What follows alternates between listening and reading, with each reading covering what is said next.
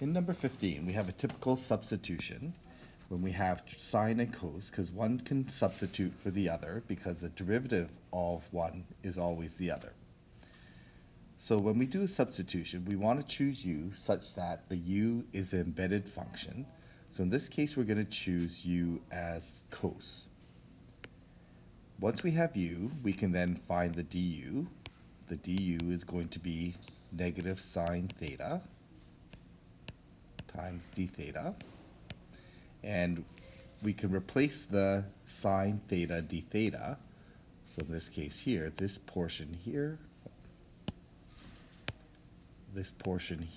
we can replace with the negative du. So I'm just going to move the negative with the du, and then I have my sine theta d theta.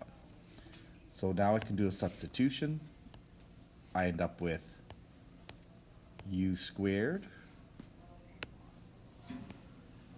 times negative du. So I'm going to take the negative outside there, and I'm going to integrate that for x is equal to 0 to x is equal to pi. So make sure that we state that our bounds are now in terms of x instead of u.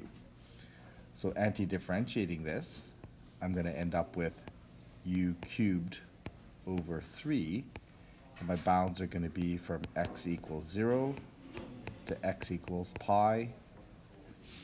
I need to express this in terms of x instead of u, so I'm going to end up with negative. This is going to be cosine of x over 3, and then I can change my bounds back to x, so I can just write them as 0 to pi. Plugging this in, I end up with negative 1/3 cosine of pi, which is negative 1, minus cosine of 0, which is 1. So this works out to be negative 1/3, negative 1 minus 1, and that negatives cancel out, so I end up with 2 over 3. So when I look at my answer is going to be D.